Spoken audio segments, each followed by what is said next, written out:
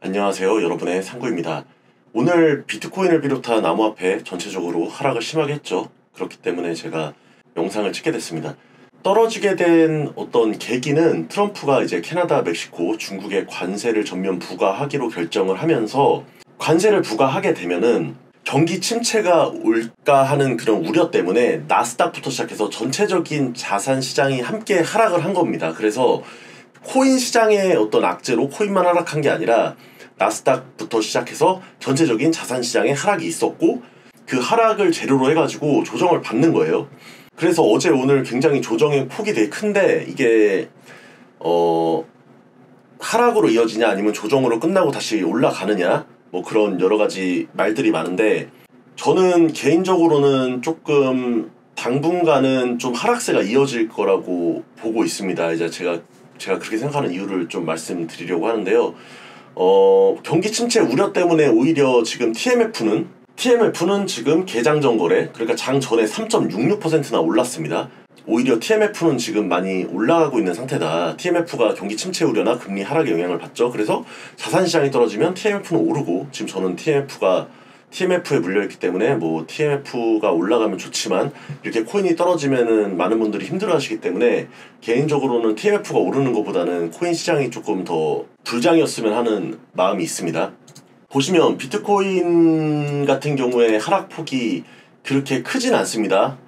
보시면 2.34%. 그런데 이제 알트코인들을 보면 적게는 6%, 많게는 13% 뭐 그 이상도 이렇게 하락을 했죠. 그러니까 비트코인은 어느 정도 방어를 하고 있는데 알트코인들은 비트코인에 비해서 훨씬 많이 폭락을 했단 말입니다.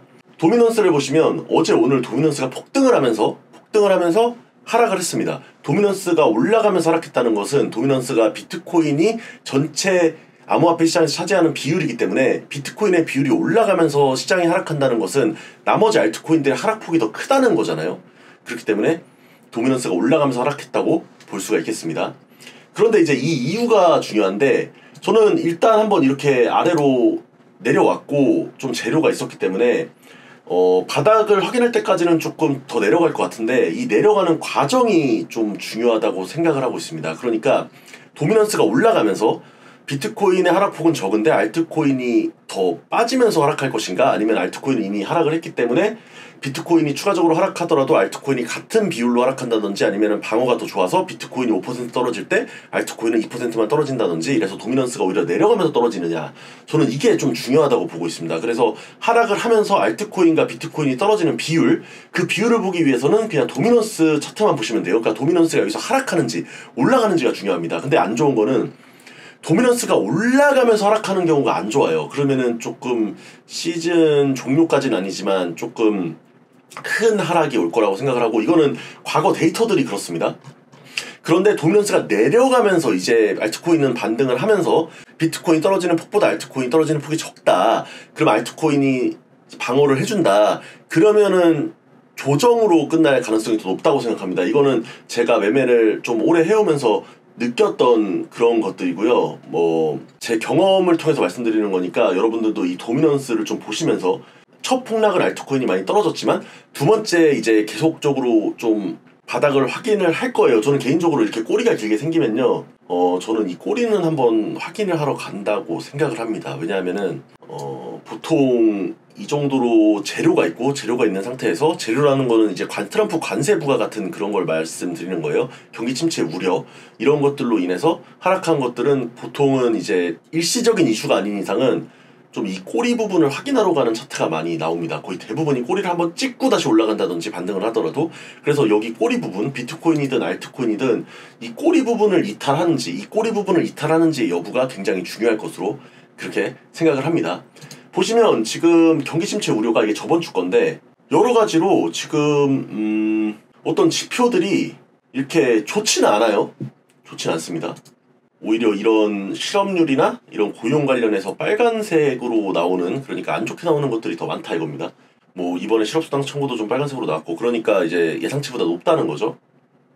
뭐 이게 낮다고 해서 빨간색이 아니라 안 좋으면 빨간색이에요. 그러니까 이게 예측치는 매출이 높았는데 매출이 더 낮게 나온다는 거죠. 그럼 이게 소매 판매가 줄었다는 것은 경기가 좀 안 좋아지고 있다는 거잖아요. 그렇기 때문에 이제 좀 금리를 좀 낮출 필요가 있습니다. 제가 봤을 때는 뭐 물가도 오히려 CPI도 좀 좋게 나왔고, 다음 금리 이제 3월 19일 이제 FOMC 때 금리 동결확률이 더 높단 말이에요. 그래서 지금 FOMC 위원들은 이제 동결을 얘기를 많이 하고 있어서 이런데, 실질적으로 저는 개인적으로 3월 19일이 다가올수록 좀 반반으로 맞춰지지 않을까. 그래서 실제로는 아직 3월 19일이 멀었죠. 멀었기 때문에 실제로 그때가 다가오면 저는 금리 인하할 확률이 오히려 역전할 수도 있지 않을까, 이대로라면은.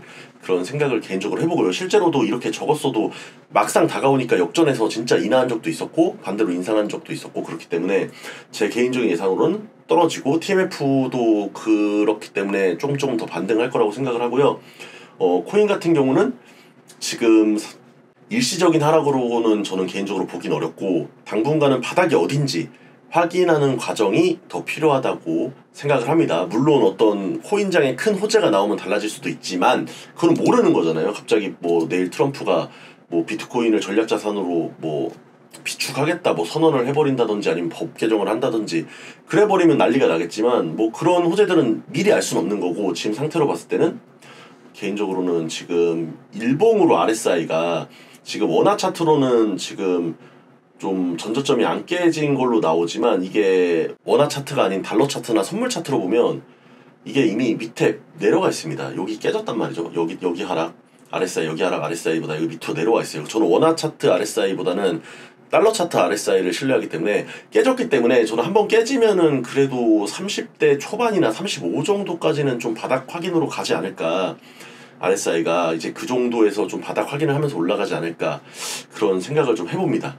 시청해주셔서 진심으로 감사드리고요. 2025년 한 해도 투자 잘 되셔서 성공하시기를 바라겠습니다.